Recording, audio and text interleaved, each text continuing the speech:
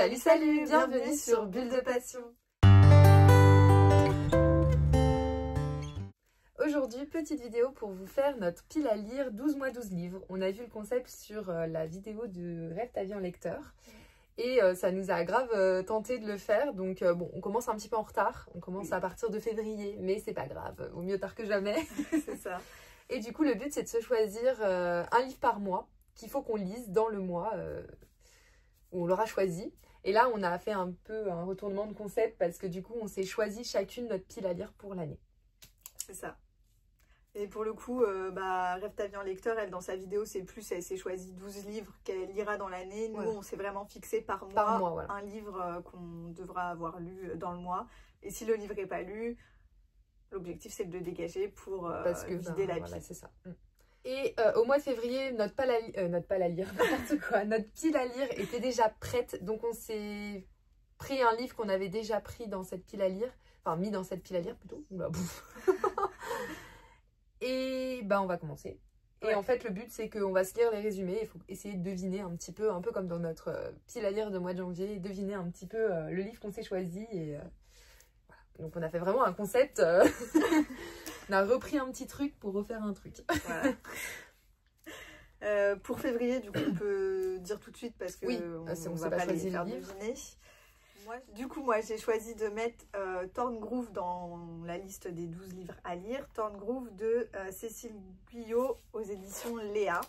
Thorngrove, sa forêt d'épines, son manoir abandonné, sa légende noire, ses jumelles maudites. Lorsque Madeline débarque à Wakgrove et s'intéresse d'un peu trop près à Thorngrove, elle déclenche une série d'événements de plus en plus inquiétants.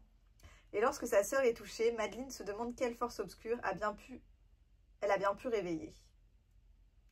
Et si les fantômes ne seraient pas réels? Livre où ça fait plusieurs fois que tu le mets dans ta pile à lire et que tu ne lis pas. Ouais. Donc j'espère que là, cette fois, au mois de février, il sortira de ta pile à lire. Ça fait longtemps en plus quand même. Oui. Que comme je te disais la dernière fois, je l'ai acheté à Montreuil il y a 4 ans. Et je l'ai lu quasi tout de suite. Donc ça doit faire au moins 3 ans que tu l'as dans ta pile à lire. Le pire, c'est qu'en plus, quand je lis le résumé, ça me donne envie, mais je sais pas pourquoi je sors jamais, quoi. Et donc moi, j'ai Peter Pan de James Matthew Barry et Mina Lima. Et du résumé, c'est « Envolez-vous aux côtés de Peter Pan, de la fée Clochette et des enfants Darling vers le pays de l'imaginaire. Dans cette superbe édition intégrale du grand classique, bon en fait c'est pas vraiment le résumé, mais bon, de J.M. Barrie, des illustrations aux animations originales créées par le fameux studio Mina Lima, émerveilleront les lecteurs de tout âge. Il vous suffira seulement d'ajouter une pincée de poussière d'étoiles. C'est un livre que j'ai depuis un petit moment dans ma pile à lire et que je veux découvrir. En gros, c'est l'histoire de Peter Pan, mais créée par Mina Lima. Ça fait tellement longtemps que je t'entends dire que tu veux le découvrir. Mais là, du coup, il faut qu'il sorte de ma pile à lire ce mois-ci et c'est prévu. Pour la première lecture, j'allais donner le titre, faut pas. Hein. Donc pour mars, on s'est choisi. Est une jeune femme vive, intelligente, ingénieuse, impatiente. Curieuse, elle n'aspire qu'à échapper définitivement à son petit village. Elle veut explorer le monde malgré les réticences de son père à quitter leur chaumière, au cas où la mère de reviendrait. Une mère dont elle se souvient à peine. Mais est surtout la prisonnière d'une bête effrayante et colérique et son principal souci. Pourtant, quand touche la rose enchantée de la bête, des images étranges la submergent, des images d'une mère qu'elle pensait ne jamais revoir. Moi, je te lis tout ou je m'arrête là? Oui, c'est. Je pense avoir deviné, ça serait bien Histoire éternelle. Donc un Disney vilain. Twisted Tale. Oui, voilà. Oui, Twisted Tale. Que t'as depuis beaucoup trop longtemps dans ma pile à lire. Et que, pareil, hein, par moment, je veux le sortir et puis au final, je le sors pas. Donc ça sera une lecture de mars. Ouais.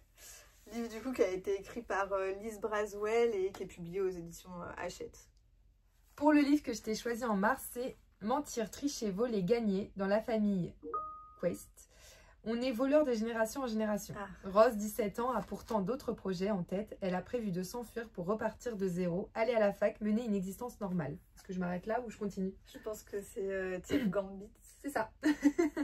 Et c'est de Lewis Kevion aux éditions PKJ. qui me tente beaucoup aussi, ce livre. Hein, mais... Oui. Après, je l'ai mis, enfin, il est assez récent, donc t'as pu la lire, mais je l'ai mis parce que en fait, en mars, on voudrait faire, si il sort, le Cozy Book Challenge 2 aussi, Rêve ta vie en lecteur, qu'on avait fait l'année dernière, et c'est un qui rentrerait dans les catégories, comme je pense Histoire éternelle. Oui, c'est pour ça que je l'ai pris aussi. Ouais. Bah oui, mais ça va faire quand même 1 an, je pense qu'à peu près que je l'ai dans ma pied, parce que je l'ai eu à mon anniversaire, je crois, l'année dernière. C'est ce que j'ai pensé, donc... Ça passe, quoi. Du coup, pour le mois d'avril, j'allais encore dire le titre du livre, c'est toujours pas comme ça que ça fonctionne. Rentre à l'université et bien décidée à se défaire de sa réputation de fille sage, entame une relation sans lendemain avec un séduisant rebelle. Elle ne tarde pas à découvrir la part d'ombre de ce garçon qui a connu le pire. Je crois que c'est Ash Feeling for the Sky. Yes. Ça tombe bien, je voulais le mettre dans ma pile à lire cette année, donc enfin dans une de mes piles à lire. Donc, il sera dans celle d'avril, donc c'est pas très loin en plus. Et du coup, c'est de Nin Gorman et Mathieu Guibé, et c'est publié aux éditions Albin Michel. En plus, j'ai hésité à l'écouter quand il est sorti, parce qu'il est sorti sur Nextory là, le 29 janvier, donc j'ai hésité à l'écouter, au final. Et bah ça sera pour le mois d'avril. Alors, pour avril, je t'ai mis Édimbourg 1817. Hazel est une jeune aristocrate à l'avenir tout tracé, promise à un cousin. Son rôle est de se préparer à devenir une épouse dévouée et soumise. Pourtant, Hazel rejette cette fatalité. Passionnée de médecine et aspirante chirurgienne, elle décide de braver les interdits liés à son sexe et à sa classe sociale pour suivre en secret des cours d'anatomie. Anatomie, Love Story. Oui, le tome 1. Du coup, de Dana Schwartz aux éditions Albin Michel. Comme tu as la saga complète, je me suis dit, je peux enfin le mettre, le sortir de ta pile à lire. Et il est vraiment génial ce livre. Enfin, moi, j'ai adoré. Ça, si j'aime, je peux enchaîner. Pas de souci. C'est ça. J'ai ce qu'il faut pour. En plus, elle la termine tout de suite, donc oui, c'est très bien. Elle est courte. Oui.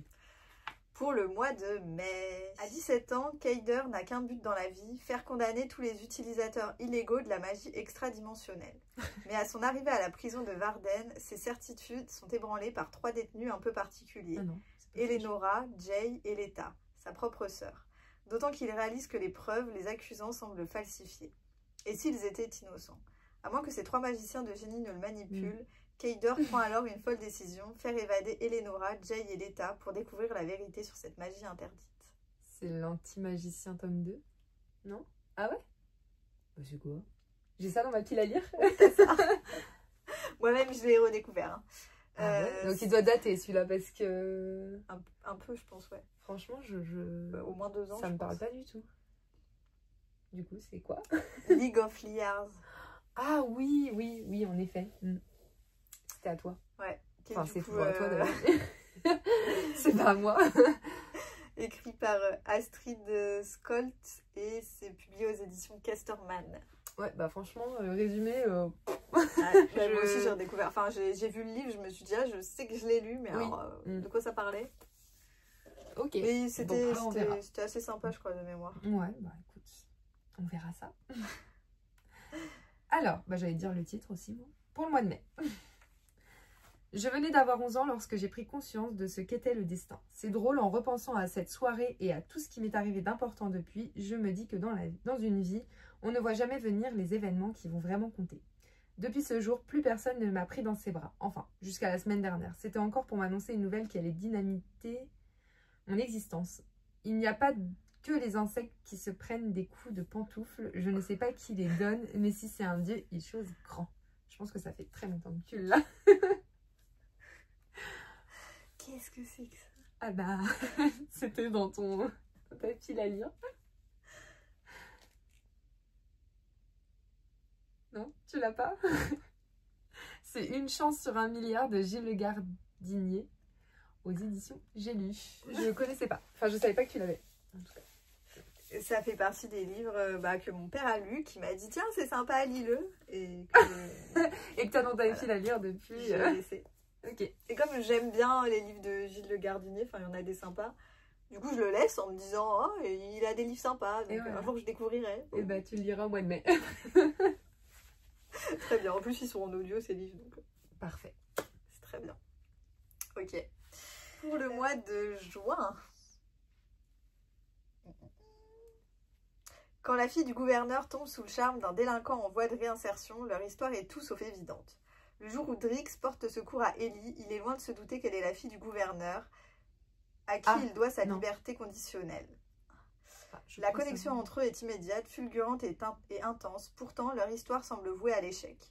Les parents d'Ellie lui interdisent de fréquenter Drix. Ils commencent alors à se voir en cachette, en dépit des risques courus. En effet, un seul mot du gouverneur pourrait reconduire Drix en prison et anéantir les rêves d'Ellie. Toujours pas. En fait, j'ai plusieurs livres qui viennent et au final, parce que j'avais Fan Squad, mais au final, non. Parce que c'est pas lui qui est... Enfin, c'est elle qui est plutôt... qui fait partie de la sécurité. J'avais Bodyguard, mais après, je me suis dit, non, il n'y en a pas un qui s'appelle comme ça. Donc là, je sais pas, du coup.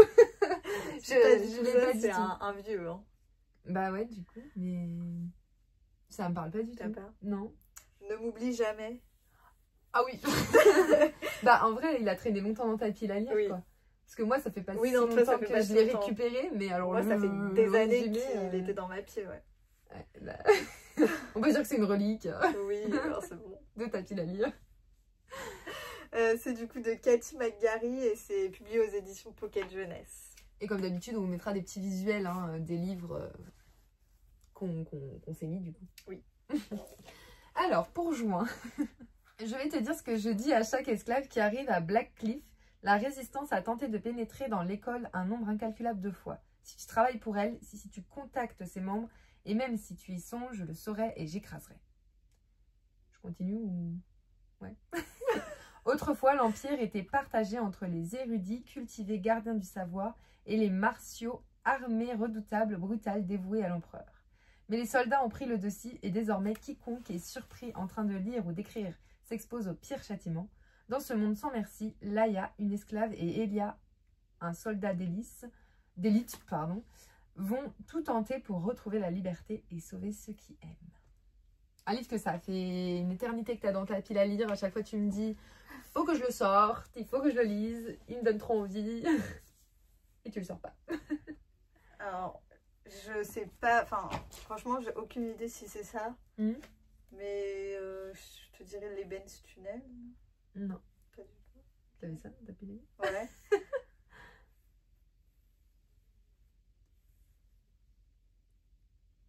Eh bien, c'est une braise sous la cendre de Sabah Tahir aux éditions Pécari. Oh là là, oui, ok. Il date. Ah bah oui, il date fort. Ah bah on a sorti les reliques hein, pour les mois de l'année. Il faut au moins 6 ans, 7 ans, je sais pas. Bah plus du coup. Je sais pas. Au moins 8 ans. 8, beaucoup trop. Ouais, 8-9 ans au moins. Ouais, beaucoup trop, c'est tout. Bah déjà il est sorti en 2016 j'ai l'impression. Donc même 2015. Donc il y a moyen que je l'ai eu dans ces périodes-là, ouais. Parce qu'après en plus ils ont arrêté de l'éditer et tout. Donc, oui, puis là ils l'ont ressorti il y a pas longtemps en plus. Ouais. Fin d'année dernière. Ok. Et bah tu le découvriras. Pour juillet. Alors, en juillet... Leur histoire survivra-t-elle aux gorges du Verdon? Lorsqu'elle arrive dans les gorges du Verdon, Nora s'attend à passer un séjour agréable pour célébrer l'enterrement de jeune fille de sa meilleure amie. Marco, lui, est arrivé au camping à reculons, traîné de force par son pote d'enfance alors qu'il n'avait aucune envie de venir. Il apprécie encore moins le rapprochement entre les voisines de leur emplacement de camping. Quoique s'il était honnête avec lui-même, il reconnaîtrait certainement que Nora ne le laisse pas indifférent. De son côté, la jeune femme compte bien profiter de ses vacances et commence à flirter avec lui. Alors que le groupe part randonner dans les gorges, l'histoire de Marco et Nora prend une tournure inattendue. Alors, j'ai exactement la couverture du livre en tête. J'ai tout ce qu'il faut, sauf le titre. C'est-à-dire que voilà, je sais que c'est un Hugo roman, c'est un new roman du coup. Je sais que, enfin, je connais le résumé, tout ça, mais le titre du livre, je ne l'ai pas. Voilà. Je sais que le livre est un peu bleu. Enfin, il y a des gens sur la couverture, il est un peu bleu. Mais voilà, c'est tout. C'est quoi? Au péril de nos cœurs. Ah oui, c'est ça. J'avais tout sauf le titre. De Maloria Cassis. Voilà. J'avais pas l'auteur aussi, mais bon. J'avais une grosse partie. Je sais pas si elle a sorti d'autres livres d'ailleurs. Si, je crois. Ouais. En même temps, on s'y intéresse pas. Non, spécialement. Alors, pour juillet. Toutes les petites filles font des vœux en regardant les étoiles. Quand j'étais petite, j'ai fait tellement de vœux que j'en ai perdu le compte. La plupart d'entre eux concernaient tous les endroits que je voulais voir et les choses que je voulais faire. Je voulais surtout être comme ma mère.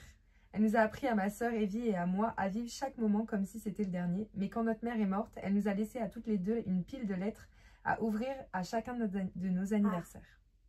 La première lettre m'a été donnée le jour de mon 18e anniversaire et ces mots ont changé le cours de ma vie pour toujours.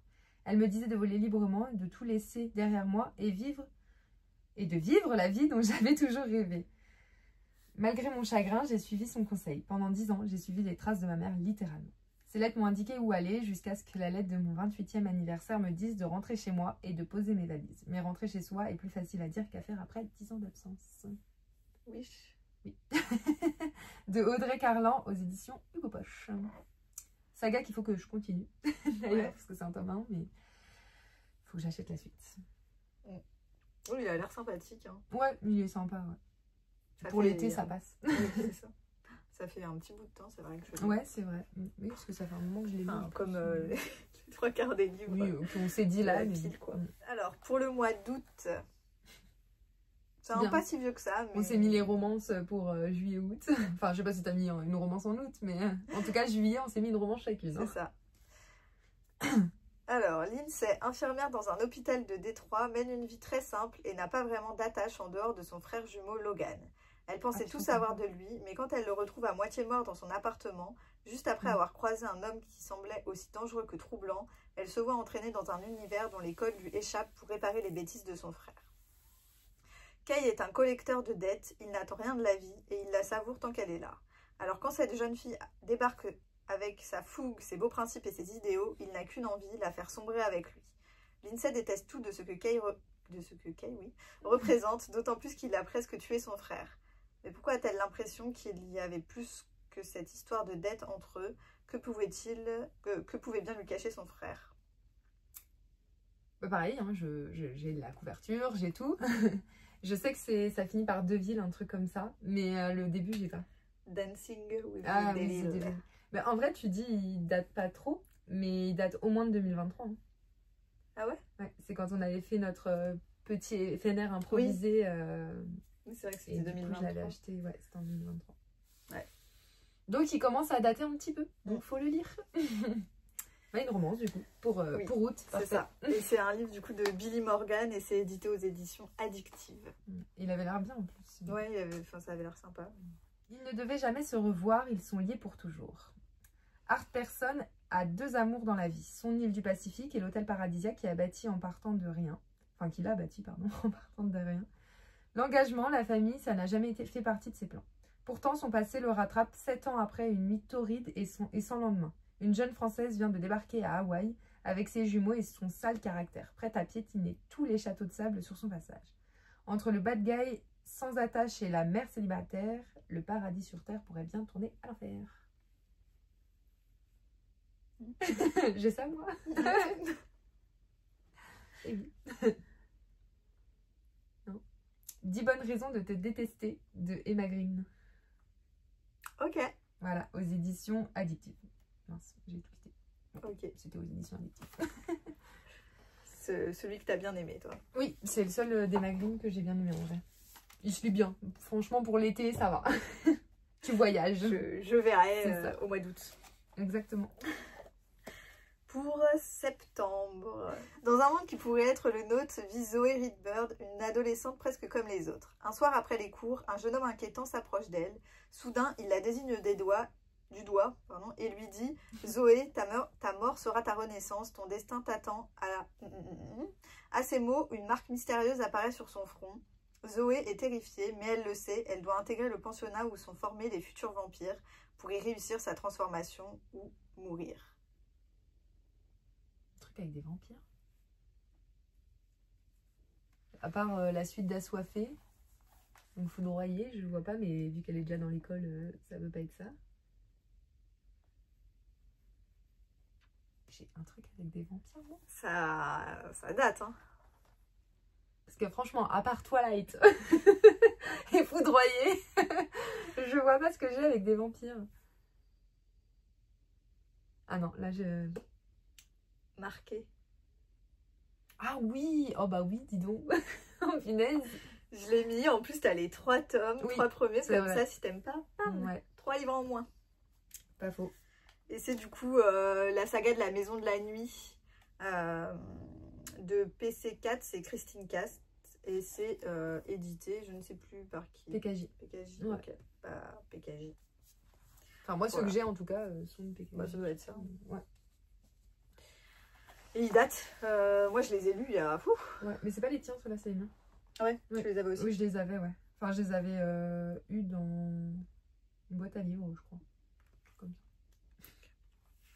Moi je les ai plus, je crois, de toute façon. Non, ça doit être ça, ouais. En tout cas, je sais que ceux-là, c'est les miens. C'est possible. Du coup, on est à septembre. Ce n'est pas la plus belle fille du lycée, ni la plus populaire. Elle va se dire, j'ai encore mis un truc d'amour, mais je crois pas. Pourtant, elle est unique. Elle a le don de prémonition. Ça commence avec des rêves. Il y a des lys blancs, la fleur des ténèbres. Quelqu'un la traque dans les bois. Putain, mais comment je lis, pardon, excusez. Je lis mot par mot, quoi, en fait. Waouh. Elle ignore qui et ne sait pas comment lui échapper. Puis, c'est le matin.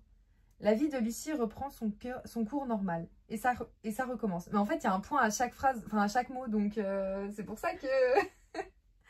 Toutes les nuits, mais ce n'est que le début. Car elle sait que bientôt, très bientôt, ses cauchemars vont devenir réels. Waouh, c'était un enfer, ce résumé. Le cauchemar. Oui. Mais c'est quoi ce livre? C'est un livre que j'ai déjà lu. Ah, c'est une relecture. C'est une relecture. Ah, d'accord. Je l'ai lu il y a... pareil, une éternité. Je ne connaissais pas du tout. Je l'ai lu, je pense, au collège peut-être, ou au début de lycée, un truc comme ça. Bah, c'est possible parce que je ne connaissais pas. Et du coup, c'est de Laurie Farias Tollars et c'est aux éditions Albin Michel. Ou le livre de poche, ça dépend ce que tu as. Mais... Ça doit être Albin Michel. Ou France Loisirs. Oui, enfin, du coup, là, ouais. Il est sorti aux éditions... Ouais, peut-être pas France Loisirs, peut-être Albin Michel. Il y avait Albin Michel où j'ai lu.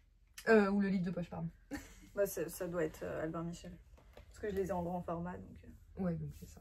Pour octobre. Un manoir se dresse dans la neige majestueux, malgré les dommages du temps qui passe. Mais ses lourdes portes ne dissimulent plus son macabre secret. 6 cadavres pour 6 scènes de crime. Quelques semaines plus tôt, Mallory reçoit une étrange proposition par mail, devenir l'un des 6 participants à un jeu très confidentiel. Ah oui. Le challenge, se glisser dans la peau d'un enquêteur de la police scientifique pendant 1 mois, avec à la clé 100 000 € de récompense. Pour la jeune femme, c'est l'occasion rêvée d'échapper à son travail de serveuse et surtout à sa patronne qu'elle ne supporte plus. Au fil des énigmes de la phase de qualification, Mallory se prend au jeu. Quand elle se réveille un jour après avoir été droguée devant cet imposant manoir, elle comprend qu'il est trop tard pour reculer. Le jeu ne fait que commencer. C'est marrant parce que ça me parle, mais en même temps ça me parle pas du tout. C'est pas Synoptics? Ah, d'accord. Je me disais, j'avais un peu vu ce truc, mais je me rappelais pas. Mais oui, du coup, c'est Synoptics.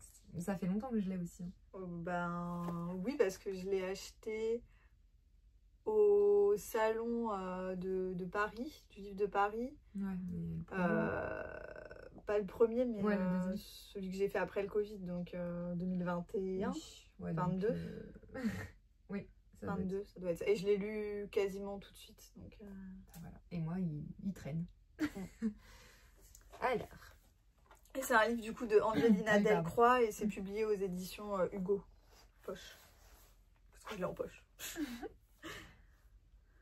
Vanessa Castro pensait avoir fait le choix de la tranquillité en rejoignant les forces de police de Seaside. C'est bien parce qu'on s'est mis à peu près les mêmes trucs à chaque fois. Sur la côte ouest des États-Unis. Mais quand des employés du parc d'attractions qui fait la fierté de la ville disparaissent les uns après les autres, elle comprend que le parc est loin d'avoir livré tous ses secrets et qu'elle a peut-être jeté sa propre famille dans un piège diabolique. Car les attractions peuvent être véritablement mortelles. Wonderland. Ouais. Et c'est marrant parce qu'à chaque fois que je lis le résumé, à chaque fois le livre me tente. Oui. Et pourtant, ça fait très longtemps qu'on l'a. Ouais, enfin, c'est vrai. Bah, en vrai, il est sorti en 2016. Et je crois qu'on l'a eu dans ces années-là. Enfin, c'est notre pote qui l'a eu dans ces années-là et elle a dû nous passer pas longtemps après. Donc, oui, parce qu'elle l'avait lu rapidement. Donc ouais. Je l'ai jamais sorti. Donc il date au moins de 2019 ou 2020. Là, si je le sors pas en octobre, c'est mort, ça sort. Hein, ouais. C'est trop, ça fait trop d'années qu'il est là-dedans. Oui, c'est clair. Trop d'années qui nous tentent et qui sort pas. Ouais, c'est ça. Mais vraiment, en plus, ça fait partie des livres. Quand je trie ma bibliothèque en me disant, ok, je vide un petit peu les... Est-ce que je garde ou pas ça. Je relis le résumé, je me dis, ah non, lui, je le garde, il a l'air bien. Bah en fait, non. Jamais je le sors. C'est ça. Pour le mois de... attends, c'était de... Okay. Ah non, mince, j'ai plus c'était de Jennifer Hillier aux éditions Hugo et compagnie. Je savais même pas que c'était les éditions Hugo qui avaient sorti ce livre. Ouais, si, quand leur truc thriller un peu. Là. Oui, c'est ça. Ouais. Pour le mois de novembre. Elle n'a aucune idée de son apparence, elle ne ressent rien, et pourtant, le monde n'a pour elle aucun secret. Parce qu'elle le perçoit à travers les yeux de millions d'êtres humains, 24 heures sur 24, elle assiste à leur quotidien. Son rôle, surveiller la population et signaler en temps réel les crimes et les délits. Est infaillible, jusqu'au jour où elle assiste à l'agression de la jeune Eva Lewis sans parvenir à identifier le coupable. Pour comprendre ce qui s'est passé, investit à l'insu de tout le corps d'Eva. Quoi? Investit à l'insu de tout le corps d'Eva et découvre le plaisir grisant de la vie réelle. Ok, de toute façon, là, c'est pas un Tillier? Non. Bah, je l'ai pas. Je savais même pas que j'avais ça. Eve. Ouais. Ok. Ouais. Bah, le résumé, C'est Eve de Karina Rosenfeld et c'est aux éditions Syros. Ouais, et ça commence à faire un moment que je l'ai aussi celui-là. Parce que je me rappelle, je l'avais acheté en brocante. Bon, en 2023, je pense. Mais ça commence à dater, du coup. Alors, novembre. Jeudi noir sur la planète. Ce jour-là, 4 avions de ligne s'écrasent aux 4 coins du globe. Troublante coïncidence, d'autant que sur 3 des 4 sites de la catastrophe, les secouristes découvrent un rescapé chaque fois. Il s'agit d'un enfant et chaque fois sa survie tient au du miracle. Tu l'as? Je pense. La presse internationale s'empare de l'événement. Il n'est bientôt plus question que des... Et les spéculations à leur sujet vont bon train. Certains fantastiques religieux voient même en eux l'incarnation des cavaliers de l'Apocalypse. À ce détail, près qu'il devrait être 4.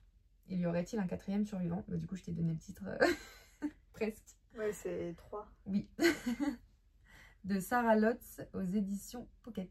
J'aurais pu te sortir la totalité du truc tellement ce livre, je l'ai dans ma tête, mais bah, pareil, Tu l'as aux éditions Pocket aussi? Oui, ouais, enfin c'est à Flora.